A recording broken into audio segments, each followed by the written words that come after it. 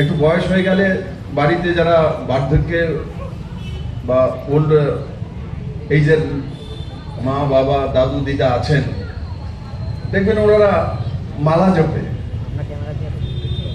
108 বার বারবার এটা নেবে, ঘুরতে ইয়ে করতে থাকে, সেটা করে সে শান্তি পায়, মানসিক তার যে অবসাদ তার বিরাম ঘটে।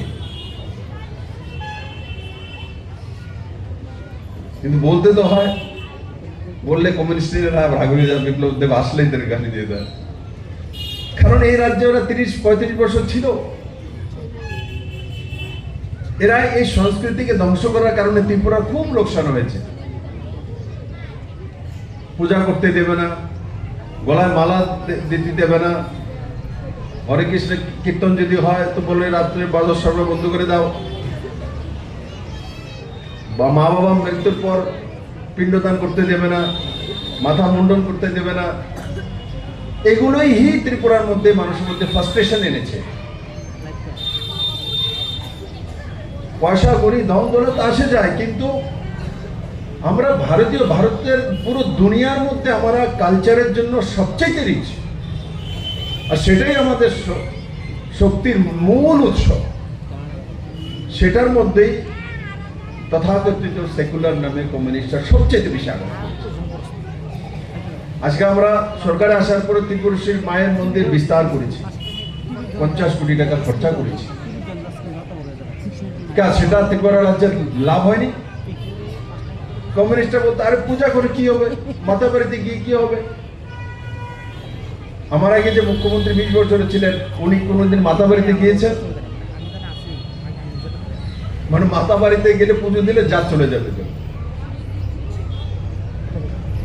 আজকে যে 50 কোটি টাকা খরচা করে মাতা বাড়ির বিস্তার হয়েছে, ত্রিপুরার মানুষের লাভ হচ্ছে না? এভারেজ দিনে 10,000 ফুটফল হয়, মানে 10,000 লোক গড়ে ত্রিপুরেশ্বরী মন্দিরে যায়। তাতে ত্রিপুরার মানুষের আর্থিক উপার্জন হচ্ছে না? মাতাবাড়ির প্যারা বিক্রি হচ্ছে না? দোকানগুলি বিক্রি হচ্ছে না? ধূপকাঠি বিক্রি হচ্ছে না? মোমবাতি বিক্রি হচ্ছে না? রিক্সা বিক্রি হচ্ছে না? ফ্লাইট দিয়ে যে লোকটা আসছে, ফ্লাইটের ভাড়া দিচ্ছে না? ড্রাইভার টাকা পাচ্ছে না? গাড়িওয়ালা টাকা পাচ্ছে না? হোটেলে থাকছে না? সিন্দুর কিনছে না? আগরতলা কোনো হোটেলে বসে রেস্টুরেন্টে খাওয়া খাচ্ছে না?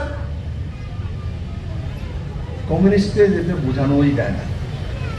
স্পিরিচুয়াল ট্যুরিজম সবচাইতে বেশি তাড়াতাড়ি রোজগার দিতে পারে।